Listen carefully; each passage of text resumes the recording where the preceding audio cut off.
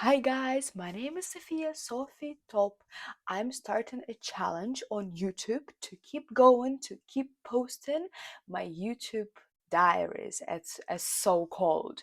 This is the video that I want to introduce myself to the people who I join in this channel, who want to get to know me better, who I am, where do I live, what do I do, and as well to really initiate this thing that I'm doing right now.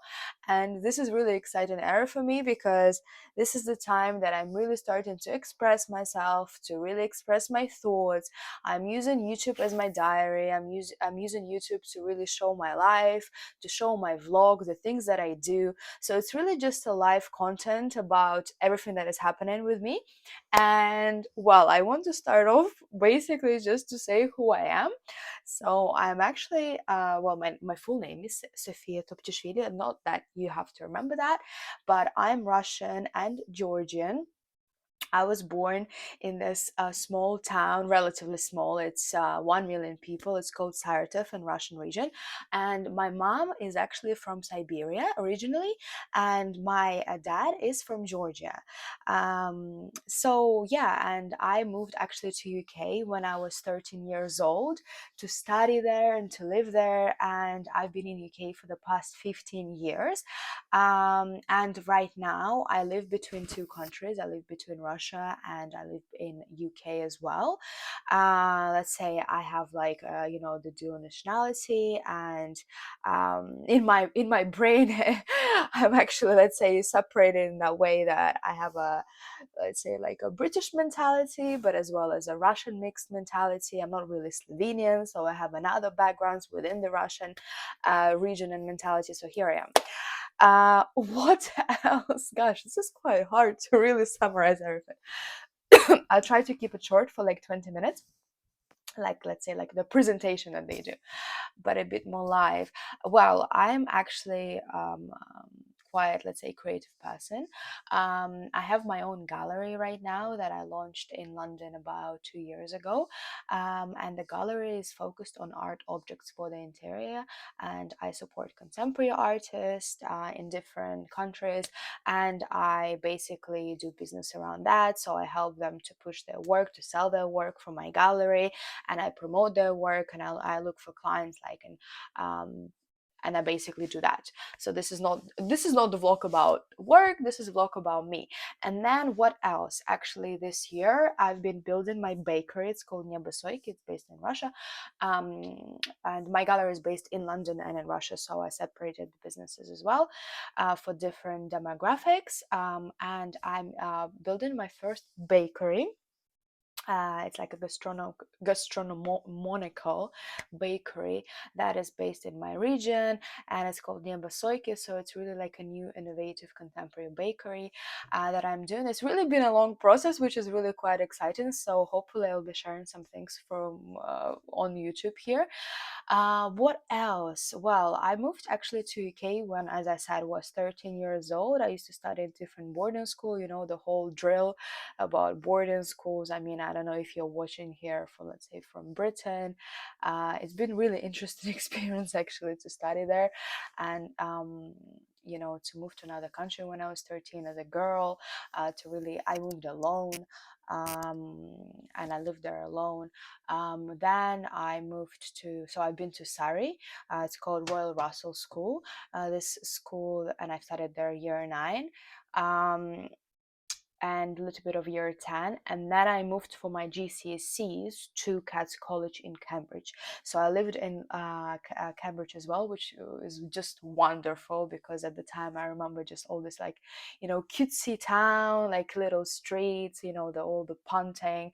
I used to skip school and go punting with my friends, which was really exciting. And I, now looking back, it was just wonderful time. But when you're a teenager, and at the time you just live through it, you don't really experience it, you don't really appreciate this. And I really understand people, well, let's say elder people, now looking back, and they're like, wow, how exciting was that. But yeah.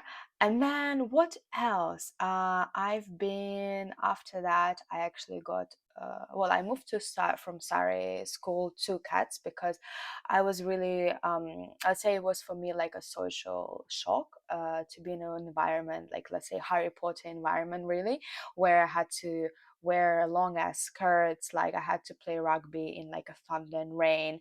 I was like always screamed at, I could not walk on the grass, like all of this like cold facilities. And like I remember even a time as a girl, like when I had a period, like they were even keeping check of when I had my period, so I wouldn't lie and I wouldn't like, you had to go and do all the sports, but I always found my way. But at the time, it was really exciting, which was really interesting as well. They forced us to go to like Catholic school, and I'm not Catholic, I'm Orthodox. And and but it was an exciting time, a lot of like international students in a way.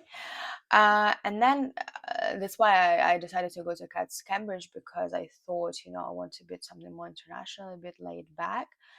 But when I was in Cats, I'm not going to lie, like I didn't even study that much. I used to be one of those students that always just like knew how to talk their way out of things. So I'm like a B student and some subjects C. That's how I used to be. But I always like math is just used to be my worst subject. Thanks God I passed it in GCSEs, which in England you have to do. Um, but yeah, it was exciting times. I remember I used to travel to London every weekend to like party, and like it was a time where there's a lot of like clubbing, like all of that. I actually started clubbing pretty young. I started clubbing in Russia when I was like 13 years old and just going to all these parties. So my parents never been like the parents that like really strict. They always gave me the room, as you can see, obviously, as you can hear, as I can say, because I used to actually travel on my own since I was 8 years old, like going to English camps, learning English, and my parents just want to give me the best education, the best, yeah, just the best even life education, just to go out there.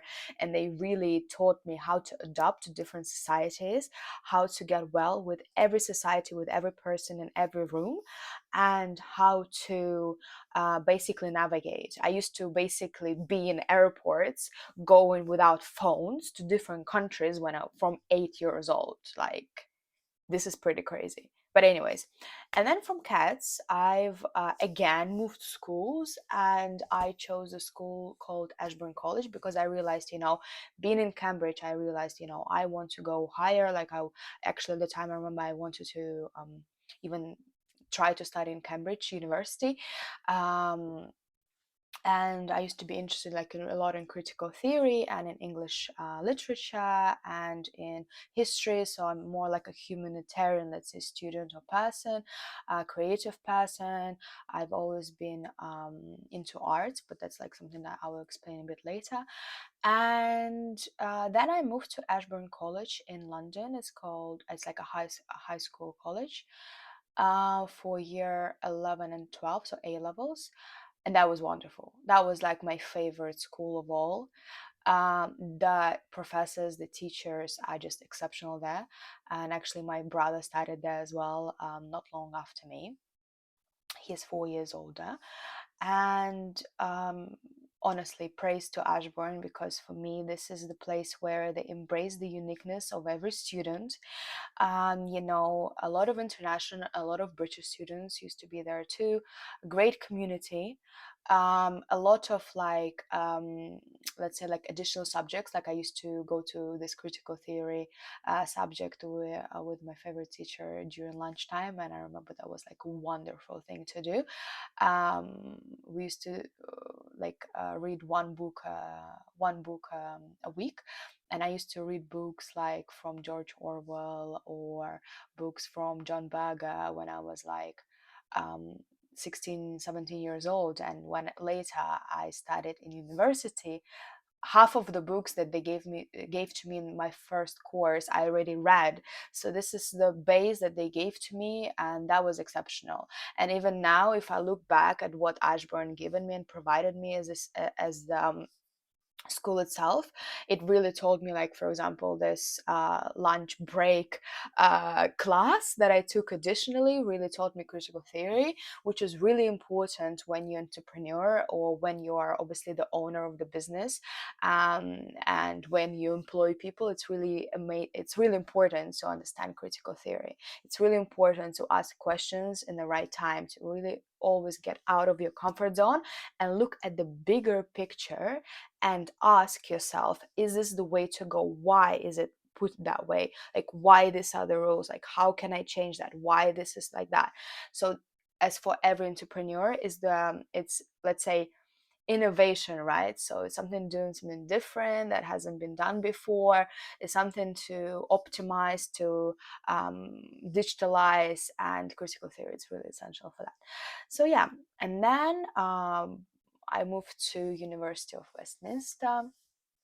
Actually, before I move on to that, I've wanted to explain that I've always been a creative person. Actually, I've studied in architecture school when I was young in Russia, and I was one of those children that loved art, and one of those first children in the family to really do something creative, because my father is a great entrepreneur. He is like my role model. My mom is my role model in terms of the way she held our family, and the way she taught me a lot of wise, just things about psychology as well. I started learning about psychology from her when I was 16 years old, because I had, let's say, hard time with anxiety and depression, and it was a way to something that kickstarted for me to be where I am today, to actually be a mentor for a lot of other people when it comes to self-improvement and coaching. um, and yeah, and I've always been into art, and I used to actually paint a lot. So up to until A levels, up until university, I painted a lot of multidisciplinary, like let's say, like expressive artworks. And then I've decided to move into photojournalism. I actually published my book at the time, and I did the whole photojournalistic series on Georgia. And then I decided to, yeah, basically, so I pursued it, photojournalism and documentary photography, in my university. So I looked different universities, and I chose University of Westminster, which is really not bad. Not the best university, I would say, that I could have gone to. I had offers from Goldsmith, I had offers from St. Martin's, I had offers from, I think, even other universities from outside of London, but I want to live in London. So yeah, and I decided to do a course that I wanted to do, something that inspired me. Maybe at the time, now I probably would have chosen something like maybe marketing, just like that. But now that I really look back, I realize things like marketing and finance, etc., is just about practice. Obviously, there are some skills that you have to learn, but honestly, you can just take a short course and you'll be fine.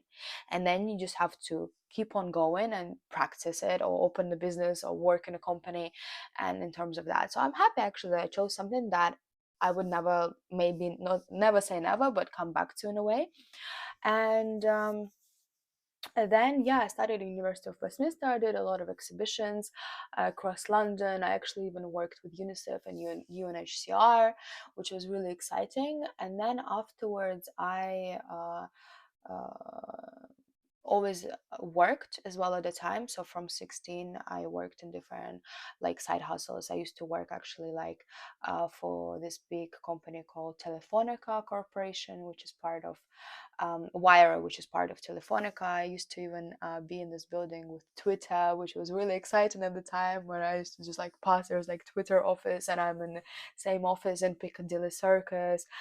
So this was really exciting. I used to work for this company called Splento, and as well, then I decided to go into curating. So I started curating, and it was a really hard time for me, as an artist, to understand that it's always like, when you're creative, to choose to earn money, to really hustle, and to really keep going. And it's really, let's say, harder industry to really kickstart in terms of finance, in terms of like earning money.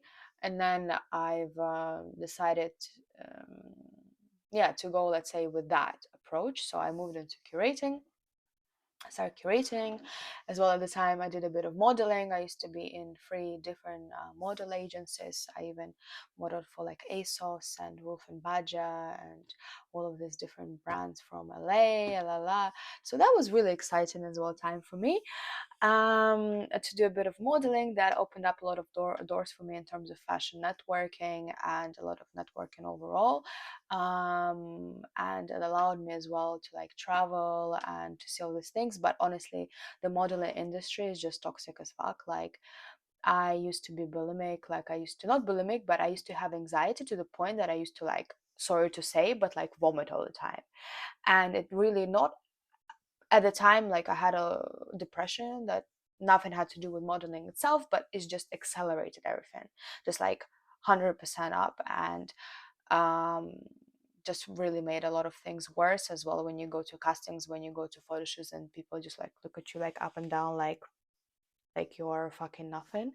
And when you do photo shoots and then they don't even post the pictures that you do because they don't like the way you look, the outcome, even though they paid you and things like that, that kind of really triggered me at the time, and that was really toxic. And I know the model industry changed right now to better, which is good, which is good. um so I'm happy for people who are still modeling, who are still doing that. But this is something that I, let's say, didn't pursue, even though I had a chance and I was scouted even like by IMG and all of that at the time when I was in from 16 years old in London. Um, yeah, and then what else? So then afterwards, yeah, I did a lot of work for different companies. I worked as well in galleries in Mayfair in London. I really loved the experience when I decided to go into curating. And then I worked for this artist called Notch Barker as well. I did a lot of like management work for him, first assistant, then management. I used to, let's say, guide his collection, help him with photography, etc. And then I moved from photography to curating, and after curating, I started to little bit by little bit, obviously, an exhibition selling work, like doing like art dealing, like selling stuff, art objects, and getting more connections because I used to work in different Mayfair galleries like JD Mallet, for example, which is really famous. I know Jean David now quite well. And yeah, and then I decided to do my master's. I didn't have a chance to do any gap year or what sort because I obviously had a Russian citizenship, and I was waiting for my British citizenship to happen. So you have to stay like in a country for certain days. You have to always pay more for everything, and obviously being an immigrant is already hard even for like any immigrant. But being an immigrant from a third world country in a Western world is like triple hard itself. And after the war started, it's now now it's just a joke. I will say to you, now it's just a fucking joke. A Russian immigrant being everywhere is just an absolute joke for people like me who lived in another country from 13 years old. um, it's really hard. Like, for example, if I didn't have my friends, if I didn't have my base, if I didn't have my family that supports me, um, I would have just, I don't know what would have happened to me. But I will get to that in a bit. So yeah, and then I went to Master's University called Sotheby's, which was really amazing. For me, it's same equivalent as Ashburn in terms of like education shaping. That really changed my life. Um, it gave me a lot of connections, a lot of networking. It's my master's year was for sure like better than 4 years in bachelor's like university, like so much better. I did a lot of placements. I worked for different companies like Art Circle, Oak Art. I did exhibitions with UL. I had like access to the most top like VIP viewings, auction houses like at Sotheby's, Christie's, etc. I really basically integrated into like super inner circle of art circle in London, which was really exciting. And I had a lot of friends from like different members clubs. I used to just like walk around with them. So that just gave me just a great, let's say, like a client's book, and just a great networking opportunity. And then yeah, that's it. And then I started there and I started working with this woman, and I've worked afterwards with her. I helped her launch her gallery called JVR Gallery. So she launched it, and I was the manager director of the gallery for 2.5, 3 years after that. So I worked with her as well. It used to be it's just amazing work. I used to go to the most amazing places, travel, do a lot of exhibitions. So I really learned, let's say, not to build up the ladder in a corporate world, but I really integrated more into startup, and I completely did the whole business myself from like A to Z. So I learned a lot of skills on the way, from like finance, marketing to curating to I don't know, making deals with international clients from like different countries, etc. So this was really exciting at the time for me. And that's it. And then I started working for side hustling as well for other companies at the time because I wanted more pay. And then about a year and a half ago, I've traveled across the world with my ex-boyfriends because I had two.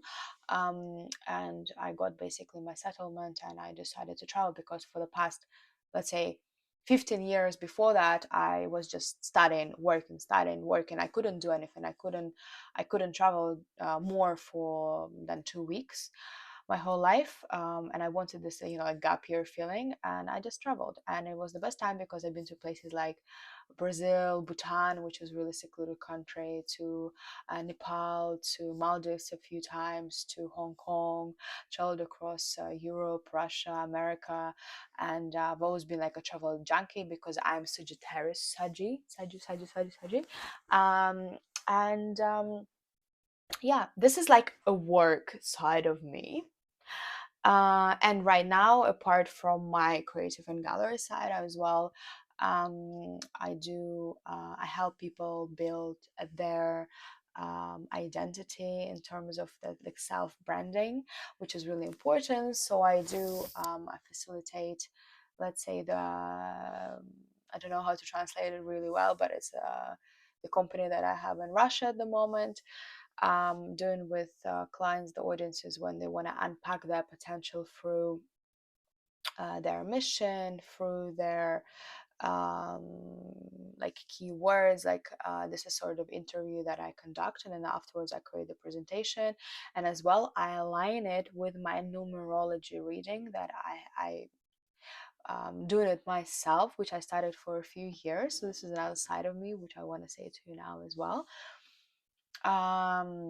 So my more personal side is that um I guess in terms of life, I've always been as well as a creative. I was born in December, uh, on 14th of December, which is very um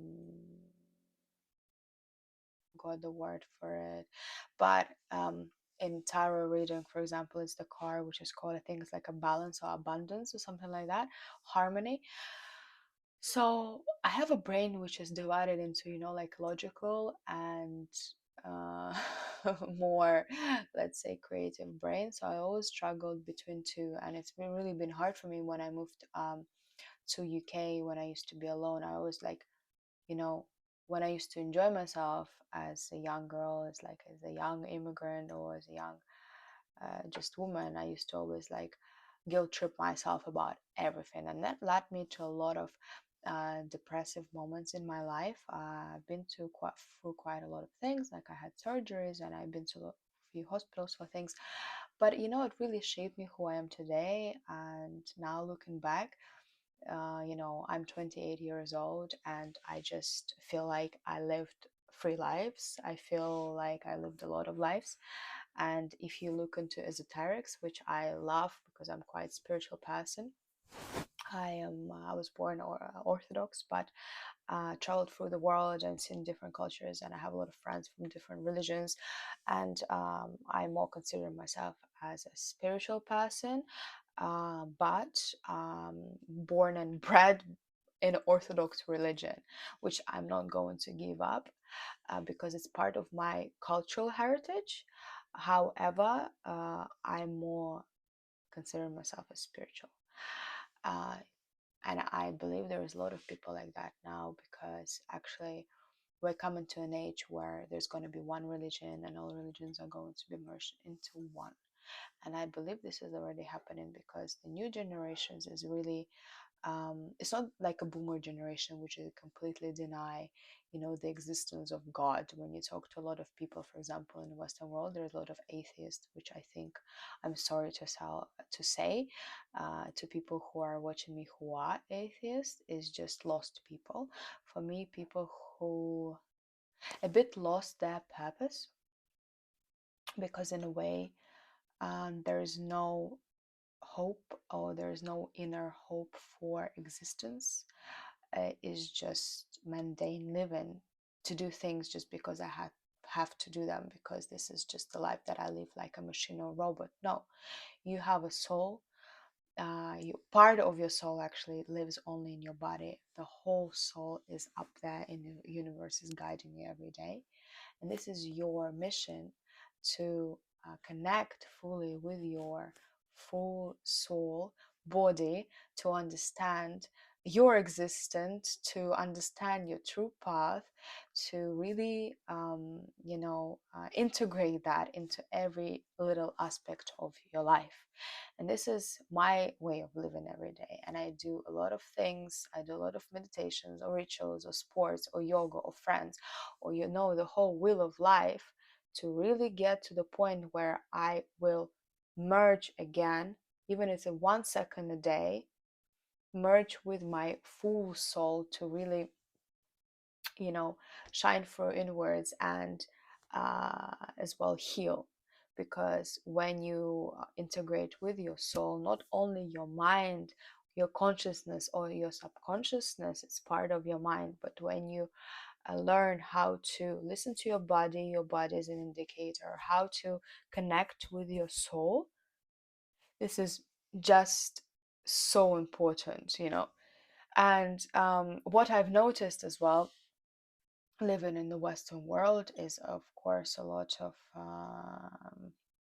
correlation with the mind, a lot of mind, just mind, logic, work, and a lot of this like standard boxes that you have to fit in. So yeah, and my journey always been not standard, opposite from standard, and I never fitted in any box, because I don't look Russian in the way that people in the Western world think how Russians look. um I speak different languages. Apart from that, I speak Spanish a bit, and I have connections with Spain in terms of house like housing, or my relatives as well. And the more I travel, the more I realize that every single person is unique. And yeah, my journey was quite harsh at the time. I had to go through a lot of depression modes. I had to go through a lot of up and downs in terms of relationship. I used to be in a few relationships. My ever first relationship completely suffered because of me. It suffered because of me, because I was going through a lot of psychological problems, to the point that I ended up in a hospital for a few months, and then I had to basically rehab for a few years, because your body adopts, like this crazy insomnia that I had for about 6-8 years ongoing, that really impacted my body, that really impacted my thinking. And I'm so happy that today I would say I completely cured, because I haven't been to the point that I can be for me at the moment. I haven't been drinking tablets, I don't know, for the past 2 years, really, unless it's really necessary. And I haven't been ill, if I'm being honest with you. I take a lot of herbs, so I would say I'm a herbalist in that sense. I have a lot of different herbs that I take as my medicine. And this is the way that our ancestors done it for many years. So this is something that a lot of pharmaceuticals companies profit off, and which is just not the way to go. I'm not saying I don't take tablets completely, none, because there are times, obviously, that you have to take them for a quick result. However, to get deeply into the core, for example, like immune system, and to really keep boosting it. Herbs are one of the most important things, and when you start integrating herbs into your diet, not tablet herbs, okay? uh, I mean, biohacking, quite important too. I take vitamins, not consistently, but I do actually reminded that I need to come back to it. However, taking real herbs, taking real food, um, it's really important. Gosh, I'm really jumping off the subjects because I'm talking about my whole life, but there are so many things now I want to unpack in my next vlogging series. Um, Anyways, I hope you're listening still. Please like and comment if you do. 30 minutes past. If you're still here and listening, what am I saying? Um, yeah, and what else? Yeah, I've been to a relationship, and at the time, yeah, basically, I'm not going to lie, I was really fucking bad girl. Like, I used to, because of my mental innocence, I used to had different, you know, basically, like, I don't know, I don't really want to talk about this in a bad way, but yes, I had a lot of partners. And I think at the time, I was quite young, like I was like 18 years old, 19, uh 17. I mean, my I lost my virginity when I was like 17, so. But still, like, after that, and I think it was, first of all, it wasn't that great. Second of all, my partners for me always, or like love and sex at the time for me, when I used to be so depressed, didn't really mean much, because I used to do it because I was bored, but I was bored because I lacked meaning in life, and I lacked that purpose, and it just turned so evil at the time, which, it had to turn evil in order for me to step into the light right now. And I know I sound as one of those weirdos on internet, but this is really the truth for me. Maybe, I will expand on it further in my next blogs, because now I have no problem sharing my inner thoughts and my inner past and my past overall with anyone who wants to watch it, because this is my journey as well. This is my calling as well, which I realized, like, I'm not going to listen to anybody. This is my diary. If you're here to support me, if you're here to engage with me, please do. I'm always open for that, but no judgment. Like, I'm not going to keep up with judgment at all. I'm not going to block you. I'm not going to do anything with you, but I'm just going to completely ignore you if you're going to do something nasty. Like, it's on you. Karmically, it's on you. But anyways, and then, like, I dated a few people, and then I fell in love. I've actually fell in love, uh, and I would say still to this day, I only love to only one person. There's different types of love, but that was just crazy karmic love, and I still believe that he is my, let's say, like, I mean, I wouldn't say soulmate, because actually the concept of soulmates are overrated in terms of social living, because even if you have dated or you have been with a soulmate, it doesn't always mean that you're going to be with him forever, because one person can grow innerly and do the inner work and work with the soul and understand how to become a better person for themselves. Another person doesn't. And even if the person, this is what happened to me, and we've been together for 5 years, and it's just been an amazing time. And um, honestly, now looking back, I kind of quite a few times remember the times that we used to spend time with each other. Our families like knew each other, and we traveled and everything. We had similar friends. We used to live together. So in a way, we're like married couple, but we didn't get married. I mean, for the Western terms, it's normal to live together with 5-7 years, not get married. For any other countries, it's completely not normal, and usually people get married within like 2 years. But we didn't. We talked about it a lot, and I only have good things to say. At the time, especially last year, like, that's it. You just realize that even if you are soulmates and you love each other so deeply, which we did, and we couldn't separate for like a year, um, we couldn't separate till the last moment, you know, but we did because we realized that we needed to grow ourselves, we needed to be happy separately. And it was really hard for me, it was really hard for him later. And yeah, now actually he's getting married, which is good for him, which is exciting. Not gonna lie, it shocked me about a year ago when he said it to me, and he's only been dating this person for like half a year, as I'm aware of, maybe longer, which would have been a problem as we were together, but yeah. So this is the case. I mean, you know what? I had two relationships after that long relationship, so whatever. But you know, it was, now that looking back, after that I had two long-term relationships, it was completely different type of love. It was that pure love, but unfortunately not always pure love aligns with the way your life aligns with the way of you want to live your life, the way that you know you have your ambitions, etc., etc. But I'll do a separate I think a little podcast or whatever video, YouTube video about relationships. And yeah, what else to say to you all? Right now I am really embracing myself fully. For the past half a year, I've been living in Russia and really working my ass off. If I'm being honest, I've been the director of marketing, director of development in a production company of my family, and as well director of marketing in my family holding. And on top of that, been developing my own companies. So I'm a little lady entrepreneur.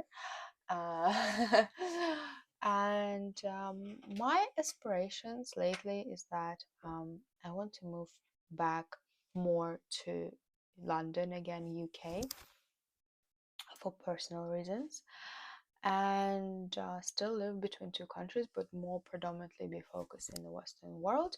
And again, give it a try, see how I feel.